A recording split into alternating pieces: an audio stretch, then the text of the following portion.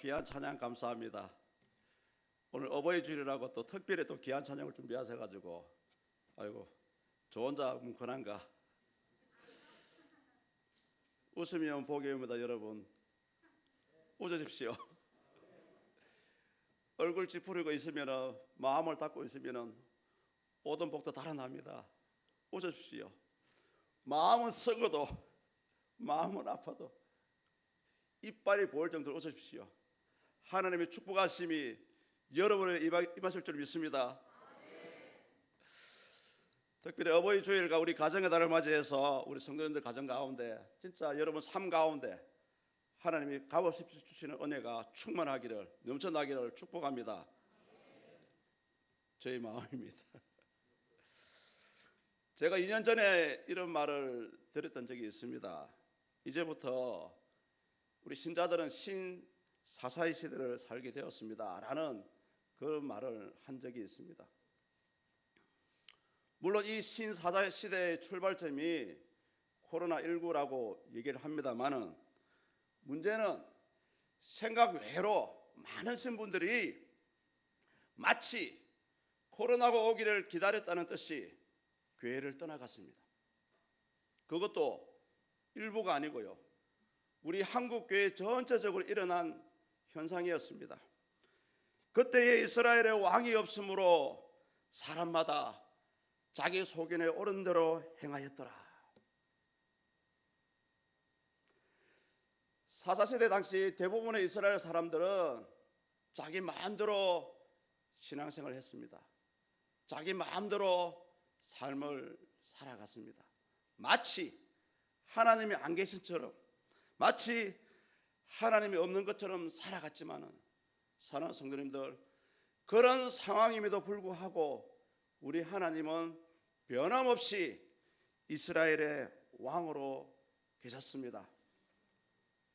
비록 많은 이스라엘 사람들이 하나님을 찾지 않았지만 여전히 우리 하나님은 이스라엘을 다스리고 계셨습니다. 지금도 마찬가지입니다. 저와 여러분들의 왕이신 우리 하나님은 변함없이 또 앞으로 여전히 우리 하나님은 우리를 다스리시고 다스려 가실 것입니다. 설사 우리가 믿음이 부족해서 그런 하나님의 일하심을 인정하지 않는다 할지라도, 비록 예수님의 살아계심을 인정하지 않는다 할지라도 우리 하나님은 여전히 우리를 다스리고 계십니다. 오늘 이 시편 128편도 이 시편 기자도 우리에게 이러한 사실을 알려주고 싶어서 이 128편을 기록했다라고 할 수가 있습니다. 성도님들, 솔직히 여러분 가슴 속에 손을 얹고 한번 생각해 보십시오. 여러분에게 한번 물어보십시오. 과연 나는 진짜 예수님을 나의 왕으로 모시고 살아왔는가? 멀리 볼 것도 없어요. 여러분, 지난 한 주간을 돌아보십시오. 진짜 내가 신앙인으로서 그런 삶을 살았는지, 아니면 세상 사람들과 별반 차이 없는 거룩고 그런 삶을 살았는지 생각을 해봐야 됩니다. 물론 다들 여러분 어려운 환경 가운데서 열심히 여러분의 삶을 위해서 수고하시고 고생하셨던 것을 인정을 합니다.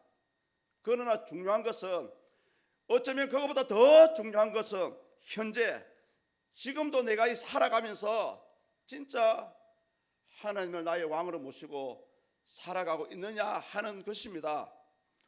오늘 이 시편 기자가 여호와를 왕으로 모시고 진짜 우리가 경외하면서 한번 살아보자고 제안을 하고 있습니다. 어쩌면 지금도 그렇게 삶을 살아가는 가정들이 많을 것입니다. 그러한 가정은 진짜 하나님이 원하시는 가장 이상적인 가정입니다. 하나님을 나의 왕으로 모시고 믿음은 부족하지만은 그래도 주신 말씀대로 살아가려고 몸부리시는 그런 가정, 그런 가정이야말로 여러분 복을 빌지 않아도 그런 가정이라면 진짜 행복한 가정이고 하나님이 진짜 복을 꽃배기로 100배로 주시는 그런 가정인 줄 믿습니다. 오늘 이 시편 128편이 하나님께 복을 받는 그런 가정을 그리고 있습니다. 그런 모습을 보여주고 있어요. 그래서 여러분 잘 알고 계시는 종교개혁자 마르틴 루터는 진짜 이 시야말로 가정을 위한 시고 앞으로 가정을 이루려고 하는 그런 결혼을 축하하는 시다라고 평가를 하기도 합니다. 우리 신자들의 영혼의 안식처, 육신의 안식처가 물론 하나님이십니다. 그렇지만 여러분 이 땅에서 살아가는 동안에 저와 여러분들의 안식처가 될 수 있는 것은 가정만큼 좋은 것이 없다라고 생각을 합니다. 아멘이십니까? 그래서 오늘 이 시편 128편을 기록한 시인도 하나님이 원하시는 그런 이상적인 가정을 그리고 있어요. 그런 가정을 그리워하고 있습니다. 그래서 본문에서 시인은 어떻게 하면 오늘을 살아가는 신자들, 예수님을 나의 구주, 나의 하나님을 믿는 사람들이 그런 이상적인 가정을 이룰 수 있는지를 제안을 해요. 그것을 본문 1절에서 말씀합니다. 우리 1절을 다 같이 읽겠습니다. 여호와를 경외하며 그의 길을 걷는 자마다 복이 있도다. 여호와를 경외하며 그의 길을 걷는 자마다 복이 있도다. 아멘. 얼마나 좋은 말씀입니까? 사실 이 시편 128편 가운데 모든 이 핵심이 이 본문 1절 속에 들어가 있습니다. 하나님을 경외하고요, 하나님의 말씀에 순종하는 그런 가정의 모습을 그리고 있습니다. 특히 먼저 여호와를 경외한다는 말씀을 보십시오. 여호와를 경외한다는 말씀이 무슨 말씀입니까? 대부분의 성경 속에 보면은 하나님을 경외한다는 말이 하나님을 두려워한다라는 그런 말씀입니다. 오늘 이 본문의 말씀도 마찬가지입니다. 시편 기자는 가장 이상적인 가정의 모습을 그리기 위해서는 먼저 우리 모두가 하나님을 두려워해야 된다는 것입니다. 이 두려워한다는 것은 무서워한다는 그런 말씀이 아닙니다, 여러분. 하나님을 두려워해야 됩니다. 하나님을 두려워할 줄 알아야 돼요. 왜냐하면 하나님을 두려워하지 없는 사람이라면, 하나님을 두려워하지 않는 신자라면 여러분 어쩌면 그 신앙은 병이 들어있다라고 할 수가 있습니다. 아주 간단해집니다. 누군가를 두려워하지 않는다면 어떻게 합니까? 자기 마음대로 살아가지 않습니까? 그래서 시편 기자는 하나님을 두려워하는 마음을 가지고 이 땅의 삶을 살아가라고 그렇게 제안을 하고 있습니다. 우리 한 가정을 예를 들어 보십시오. 우리 가정의 아이들이 엄마나 아빠 둘 중에 한 사람, 꼭 한 사람 두려워하는 사람이 있어야 됩니다. 그렇지 않으면 아이들이 말을 안 들어요. 통제가 안 됩니다. 저희 가정도 마찬가지입니다. 제가 없으면 안 돼요. 통제가 안 돼요. 그래서 시편 121편 10절에 보십시오. 이런 말을 합니다. 여호와를 경외함이 지혜의 근본이요. 또 이런 경외하는 사람을 뭐라고 하냐면 진짜 그 사람은 훌륭한 지각을 가지고 있는 사람이다라고 평가를 합니다. 여러분 구약 성경을 보면요, 하나님을 경외하는 가정을 이 한마디로 이렇게 표현합니다. 신앙의 전통을 가지고 있는 가정. 여러분의 가정은 신앙의 정통을 가지고 있는 가정이 있습니까? 성경에서는 이 신앙의 전통에 대해서 이렇게 얘기합니다. 믿음의 선조들이 가지고 있었던 하나님의 약속에 대한 변함없는 믿음, 또 안식일을 포함한 모든 절기를 때마다 기념하고 지키는 것들,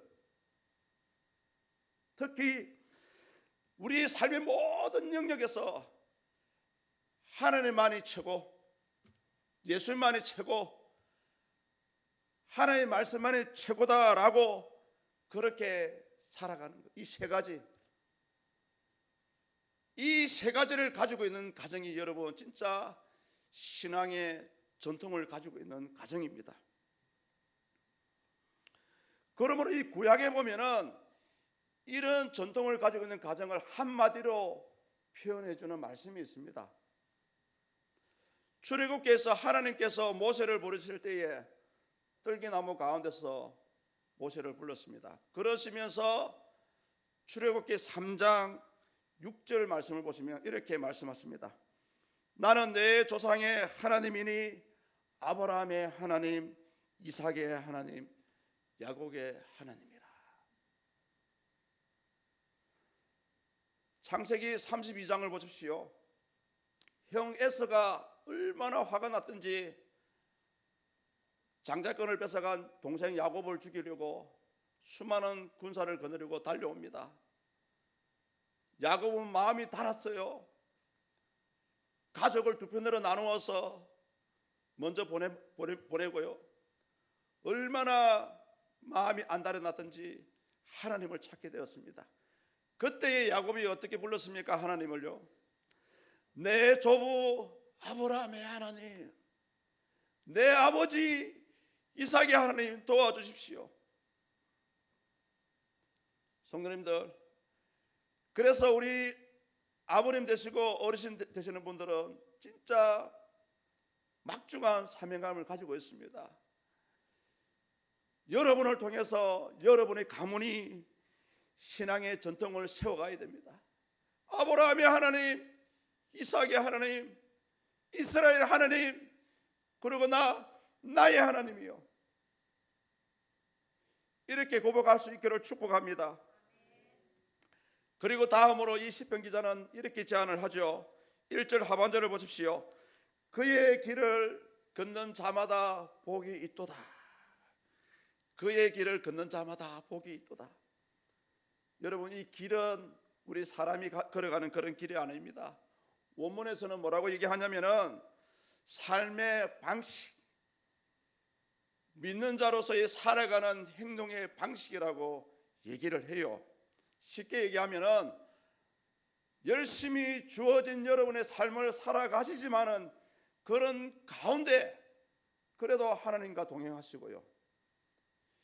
믿음이 부족해서 잘 믿어지지는 않지만은 그래도 하나님의 말씀대로 살아가려고 몸부림치는 이것이 여러분 그의 길을 걸어가는 모습입니다. 정작 저와 여러분들은 이런 내용을 잘 알고 있습니다. 진리는 여러분이 지키지 못하는 것이 진리가 아니고요. 누구나 쉽게 지킬 수 있도록 되어 있습니다. 중요한 것은 뭐냐면은 이런 내용을 아는 것도 중요하지만은 그것을 행동으로 옮기는 것이 더 중요합니다. 그래서 우리가 주의 길을 걷기 위해서는 저와 여러분들의 의지, 이 결단이 필요합니다. 그것만큼은 하나님이 대신해 줄 수가 없어요. 그래서 주의 길을 걷기 위해서 가장 첫걸음이 뭐냐? 제가 돈이 안 드는 방법을 가르쳐 드리겠습니다. 여러분의 입술로 고백하는 말입니다. 여러분은 입술로 고백하시면 돼요. 예수님 사랑합니다. 나는 전능하신 하나님을 믿습니다. 비록 지금은 힘들고 어렵지만 언젠가는 때가 되면 하나님 내 인생의 길에 활짝 열릴 줄 믿습니다. 이런 고백입니다. 여러분 진짜 돈이 들지 않죠? 이런 고백을 오늘부터 한번 할 수 있는 여러분이 될 수 있기를 축복합니다. 왜냐하면 신자에게는, 믿는 자에게는 여러분의 입술에 말의 권세를 우리 하나님께서 주셨습니다. 그래서 여러분들이 기도하니까 그래서 하나님께서 하늘에서 들으시고 응답해 주시는 거예요. 이 말의 권세 때문에 비록 설사 여러분 거기에 준하는 믿음이 없어도 돼요. 설사 마음이 내키지 않아도 여러분 고백만 하시면 됩니다. 예수님 사랑합니다. 당신의 살아계심을 믿습니다.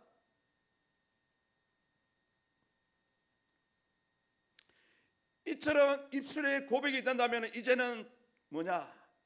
이제는 여러분의 입술에 고백한 대로 한번 살아가 보는 거예요. 우리 하나님은 저와 여러분에게 어떤 분입니까? 벌을 주는 분입니까? 당신 말씀대로 살아가지 못한다고 심판하시는 분입니까? 우리 하나님은 당신의 택한 자들에게 어찌됐든 잘되고 할 수만 있다면 복을 주시기 원하시는 그런 사랑의 하나님이십니다. 그렇다면 이제 여러분 입술로 예수님 사랑합니다 라고 고백이 되어진다면 이제는 그것을 한번 행동으로 한번 옮겨 보십시오.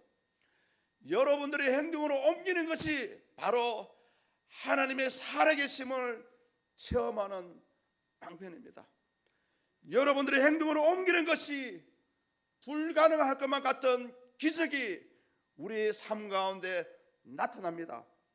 출애굽기 14장을 보십시오. 출애굽기 14장을 보시면은 이스라엘 사람들이 애굽을 탈출해서 홍해 앞에 다다랐습니다. 그때는 하나님께서 미리 홍해를 갈라놓았습니다. 그리고는 많은 사람들이 아주 편하게 홍해를 건널 수 있도록 만들어 주셨습니다. 그런데 중요한 것은 여호수아 3장을 보십시오. 이스라엘 사람들이 이제 요단강만 건너면은 바로 여리고성입니다. 그런데 신기한 것은 하나님이 홍해를 갈라놓듯이 요단강을 갈라놓지 않았습니다. 그때는 뭐라 합니까? 요단강에 발을 담가라 라고 요구합니다. 그런데 여러분 잔잔한 요단강이었으면 쉽지요. 이스라엘 사람들이 건널 무렵에는 우기때가 되어서 홍수가 나는 그런 상황이었습니다. 요단강에 물이 넘치는 그런 상황이었어요. 만약에 믿음이 부족한 자라면은 하나님의 말씀을 의심하는 자라면은 절대 요단강에다가 발을 담가지 않았을 겁니다. 여호수아서 3장 15절을 보십시오. 그렇게 물이 넘치는 요단강에 하나님의 법궤를 메었던 제사장들이 그 말씀에 순종해서 요단강에 발을 담급니다. 그제서야 요단강에 발을 담갔어야 그제서야 요단강 물이 멈춰오고 갈라지고 되었습니다. 바로 이거죠. 오늘 이 시편 기자는 하나님을 두려워하고 하나님을 경외한다면은 이제는 그 말대로 여러분의 행동으로 보여보라는 것입니다. 하나님의 말씀이 떨어졌을 때에 우리는 즉각적으로 순종을 해야 됩니다. 예배 시간을 통해서 전해지는 하나님의 말씀이 나에게 주는 말씀이 맞다면, 성경 말씀을 읽다가 나에게 감동을 주는 말씀이 있다면, 성령의 감동하심으로 하나님의 음성이 들려온다면 여러분 우리는 그 말씀에 만사를 제껴놓고 순종해야 됩니다. 창세기 22장을 보십시오. 그렇게 믿음 좋은 아브라함, 늙음하게 얻은 아들 이삭, 눈에 넣어둔 아프지 않을 아들, 하나님이 말씀합니다. 내 아들을 잡아서 그의 몸을 각을 떠서 피와 함께 제단 위에 바쳐라 라고 말씀합니다. 혹여 아브라함이 그런 생각을 했는지는 모르겠습니다. 우리 하나님도 노망났었구나. 아들을 줄 때는 언제고 또 다시 달라고 하시네. 근데 아브라함을 보십시오. 그 다음날 아침 일찍 아내 사라에게도 언연도 하지 않고 아들을 데리고 떠나버립니다. 그리고 아들 이삭만 데리고 종들은 산 아래 내려놓고 아들만 데리고 산 위로 올라갑니다. 아무 말도 없이 이삭을 밧줄로 꽁꽁 묶어버려요. 사실은 여러분, 그 당시 이삭의 나이라면 충분히 넓은 아버지의 손길을 부러칠 수도 있었습니다. 그런데 이삭은 반항하지 않고 그대로 묶이고요. 아브라함도 아무 말 없이 이제 칼을 들어요. 이 장면에 대해서 제가 영화를 봤는데요, 성경에는 나와 있지 않지만 그렇게 아브라함이 눈물을 흘리면서 칼을 쥐고 내리치는 거예요. 물론 그 찰나였지만은, 그 순간이었지만은 우리 하나님이 얼마나 다급했으면 아브라함아 아브라함아. 어찌 하나님이 성경 속에 보십시오, 사람 이름을 두 번 부른 적이 있었습니까? 이것이 여러분, 하나님을 경외하고 하나님을 사랑하는 자의 움직이는 모습입니다. 그렇습니다. 오늘 시편 기자는 우리에게 나쁜 것을 가르치는 것도 아니에요. 진짜 하나님이 원하시는 하나님을 경외하는 그런 가정을, 이상적인 가정을 우리에게 소개합니다. 하나님을 두려워하라고 얘기합니다. 그리고 하나님과 동행하면서 진짜 그 말씀대로 한번 살아보라고 제안을 하고 있습니다. 어쩌면 여러분, 우리가 예수님을 믿는다라면 충분히 우리가 이 말씀대로 살아갈 수 있다라고 생각이 되어집니다. 오늘 이 시편 기자의 말대로 한번 살아갈 수 있기를 축복합니다. 이 시편 기자의 제안대로 입술로 한번 고백해보고요, 그 고백한 대로 한번 여러분의 무거운 몸을 한번 움직일 수 있기를 축복합니다. 우리 하나님은 그런 자에게 절대 공짜가 없어요. 여러분, 하나님 나라와 몸된 교회를 위해서 여러분의 흘리는 눈물, 여러분의 헌신, 시간, 여러분의 몸, 특히 여러분의 물질, 절대 우리 하나님 공짜로 받는 건 아닙니다. 오늘 이 본문을 통해서도 우리 하나님은 아주 좋은 선물을 준비하고 계십니다. 우리 본문 2절을 다 같이 읽습니다. 내가 내 손이, 아멘. 내가 내 손이 수고한 대로. 여러분, 얼마나 멋진 말씀입니까? 제가 볼 때 이 부분에 진짜 사업하시는 분들이 진짜 이 말씀에 꽂혀야 돼요. 사업에 투자하는 만큼 투자하는 대로 대박 나는 것, 지금 그 말씀을 하고 있습니다. 여러분이 수고하신 대로 우리 하나님은 복을 주신다고 말씀하고 계세요. 성경을 보면은 성경 속에 노동, 여러분이 이 일하는 것을 아주 중요하게 다루고 있습니다.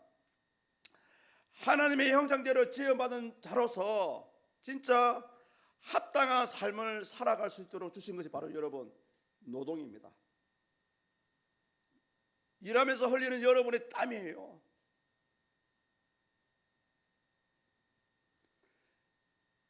여러분의 노동의 이 대가에 대해서 우리 하나님은 조금이 아니라요, 내 손에 수고한 대로 무한대의 복을 주신다라고 방금 얘기하고 있습니다. 여러분, 에덴 동산 좋아하시죠? 에덴 동산에서 아담과 하와가 무엇을 했겠습니까? 아무것도 안 하고 놀았겠습니까? 아담도 에덴 동산에서 노동을 했습니다. 처음 듣는 소리예요. 창세기 2장 15절입니다. 창세기 2장 15절, 여호와의 하나님이 그 사람을 이끌어 에덴 동산에 두어 그것을 경작하며 지키게 하시고, 경작하며 지키게 하시고. 그래서 우리 젊은 청년들은 절대 일하는 것에 대해서 힘들어하시면 안 됩니다. 왜요? 이 땅에서 노동하는 것은 하나님이 주신 겁니다. 경작하며 지키게 하시고, 그러나 우리 사람이 죄를 지음으로 해서 이 거룩한 노동, 이 노동이 수고로 바뀌게 된 것입니다. 하나님께서 이렇게 말씀하셨죠. 범죄한 이후에 아담과 하와에게 이렇게 얘기했습니다. 너는 내 평생에 수고하여야 그 소산을 먹으리라. 그래서 신약에 와서 사도 바울이 일하지 않는 사람은 먹지 말라라고 얘기하고 있지 않습니까? 우리 사람은 죽을 때까지 일을 하는 것이 당연합니다. 이처럼 노동은 범죄한 이후로 생계의 수단으로 전환을 했지만은, 그럼에도 불구하고 아직까지도 이 노동은 저와 여러분들의 삶의 의미, 그런 삶의 의미를 주는 것이 바로 일입니다. 다들 아시겠지만은 젊었을 때에 은퇴하신 분들의 삶을 들여다보십시오. 은퇴한 후에도 일을 찾아가야 됩니다. 일을 찾아가시는 분들은 아직도 그렇게 젊음을 유지하고 있지 않습니까? 우리 박종철 장로님처럼. 그런데 일을 못하는 사람은 한순간에 사람이 늙더라니까요. 따라서 오늘 이 시편 기자의 말대로 사람이 노력한 대로 족족 그 결실을 얻는 것만큼 확실한 대가는 없습니다. 그러한 결과가 확실히 보장만 된다면 무엇이 무섭겠습니까, 여러분? 아무 사업이나 다 투자하는 대로 대박이 나지 않습니까? 오늘 하나님께서 이 말씀을 하고 있다니까요. 창세기에 이런 모습을 보여준 사람이 있어요. 이삭.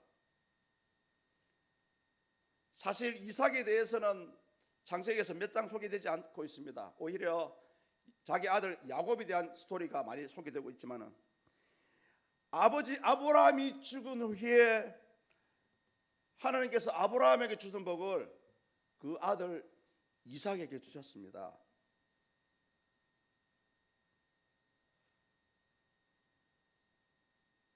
우리 어르신들은 이 부분을 잘 기억하셔야 돼요. 이 부분을 기억하셔서 왜 우리가 하나님을 잘 섬겨야 되는지 기억하셔야 됩니다. 물론 하나님의 나라와 몸된 교회를 위해서 잘 섬겨야 되지만은, 개인적으로는 우리 어른들이 하나님을 잘 섬기면 그 복이 자녀에게 내려가는 거예요.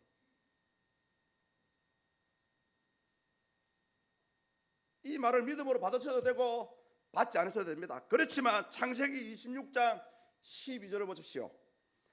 이삭이 그 땅에서 농사하며 그 해에 100배나 얻었고 여호와께서 복을 주심으로. 아멘. 오늘 사업하시는 분, 농사 짓는 분, 올해 안에 이제 100배의 결실을 맺기를 축복합니다. 여러분, 내가 일을 투자했다면 일이라도 얻으면 그나마 다행이에요. 일을 투자했는데 100을 얻다니요, 이런 큰 복이 어디 있습니까? 창세기를 잘 읽어보십시오. 아브라함이 사라 생전에 하나님께서 이삭에게 복을 주었다는 소리 없어요.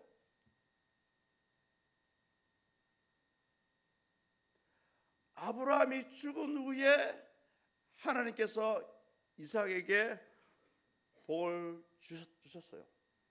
이것이 여러분 성경의 원리입니다. 이처럼 확실한 노동의 대가를 우리 개인에게 줬다면, 오늘 이 시편 128편에는 예수 믿는 가정에게도 주는 그런 선물을 말씀하고 있습니다. 우리 3절입니다. 다 같이 읽습니다. 내 안방에 있는 내 아내는 결실한 포도나무 같으며 내 식탁에 둘러앉은 자식들은 어린 감람나무 같으리로다. 아멘.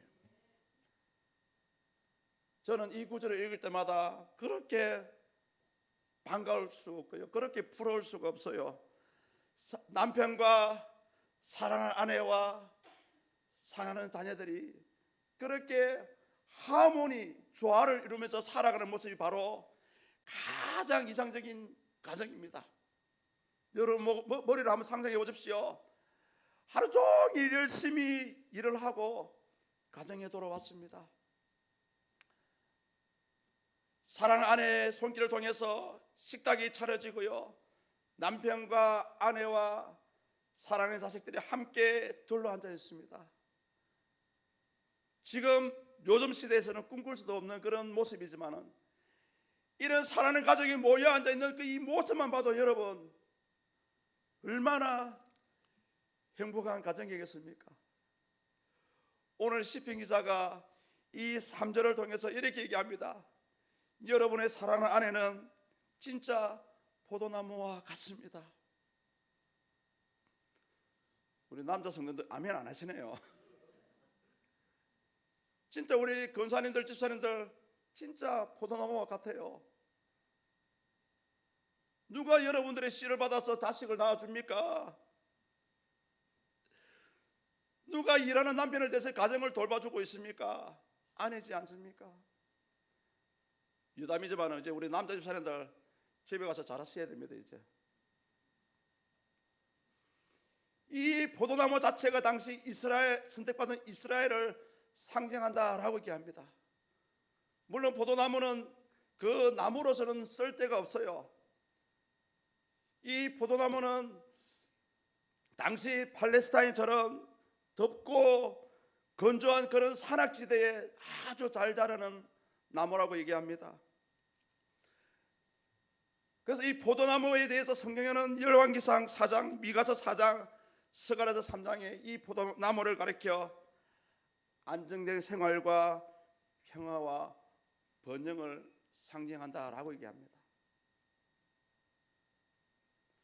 결혼하지 못한 분은 모르겠지만은 결혼하신 분들은 아실 것입니다. 사랑하는 아내를 통해서 마음의 평화를 누립니다. 저만 그런가 보네요. 또 여러분 이 시편 기자 말대로 이 자식을 보십시오. 자식을 비유하기를 어린 감람나무와 같다라고 얘기합니다. 사실 여러분 이스라엘 땅에서 이 어린 감람나무가 자라기가 그렇게 쉽지 않습니다. 어떻게 보면 이 감람나무는 당시 팔레스타인의 역사와 함께 한다라고 볼 수가 있습니다. 이 어린 감람나무를 키우기가 그렇게 힘이 들다고 얘기하대요. 오늘날 우리 자식들처럼요. 감람나무가 열매를 맺으려면 최소 10년에서 14년을 키워야 된다고 얘기합니다. 그리고 실질적으로 그 열매를 수확해서 먹거나 판매하기 위해서는 최소한 30년, 여러분 감람나무가 30년을 자라야 진짜 온전한 결실을 맺어준다라고 얘기합니다. 이처럼 당시 팔레스타인은 얼마나 전쟁이 많았습니까? 그러다 보니까 이 감람나무가 자라서 열매를 맺기까지가 그렇게 힘이 들어요. 그래서 우리 신학자들은 이 감람나무에 대해서 진짜 이 감람나무는 큰 복이다, 자식은 큰 복이다, 그리고 이 자식은 평화를 상징한다라고 얘기합니다. 그래서 오늘 여러분 집에 가서 자식들을 향해서 꿀밤을 한 대 쥐어 박을 것이 아니고요, 어이구 이 복덩이야 라고 축복해 주십시오. 자녀들이 있기 때문에 부부싸움을 작게 하지 않습니까? 자녀들이 평화예요. 그러면서 마지막으로 시편 기자는 이런 복이 있다라고 얘기합니다. 본문 5절과 6절입니다. 다 같이 읽습니다. 여호와께서 시온에서 내게 복을 주실지어다.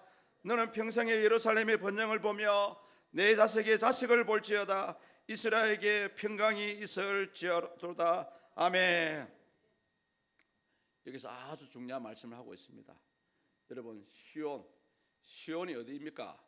그 당시로는 예루살렘이죠. 오늘날 저와 여러분들의 시온은 우리 서문의 공동체입니다. 오늘 저와 여러분들의 시온은 이 서문재단입니다. 오늘 시편 기자의 말대로 하면은 하나님께서 주시는 이 축복의 출발점이 어디라고 얘기합니까? 바로 저와 여러분이 앉아있는 이 자리입니다. 하나님이 주시는 하늘의 신령한 복, 땅의 풍성한 복을 누리기 위해서는 여러분의 자리를 지켜야 돼요. 에스겔서 47장을 보십시오. 그런 원리를 에스겔서 47장에서 가르쳐주고 있습니다. 생수의 강이 흘러 넘치는데요, 예루살렘에 있는 하나님의 성전에서부터 생수의 강이 흘러 넘치는 거예요. 그리고 온 제단을 적시고 후에는 세상으로 생수의 강이 흘러내려갑니다. 이런 원리예요. 진짜 하나님을 믿으면서, 물론 우리가 하나님 믿는다 해서 누구나 복을 받는 것은 아닙니다만은, 그래도 예수 믿는 자라면 복을 받아야 됩니다. 왜냐고요? 하나님 자체가 복의 근원이지 않습니까? 여러분은 입으로 하나님을 만복의 근원 하나님이라고 고백하지 않습니까? 그런데 왜 복을 못 받아요? 그것은 바로 있어야 될 자리에 있지 않기 때문에 그렇습니다. 그래서 사랑하는 성도님 여러분, 그래서 이 몸된 교회를 여러분 좀 생각해 주십시오. 그래서 이 몸된 제단을 가까이 해야 됩니다. 많은 분들이 그런 원리를 놓쳐요. 하나님이 주시는 이 축복이 이 서문의 제단을 통해서 여러분의 가정으로 흘러내려간다니까요. 그런데 내려가고 있지만 그 축복의 거래는 물이 다 누구나에게는 흘러내려가지는 않더라고 보니까요. 그렇다면은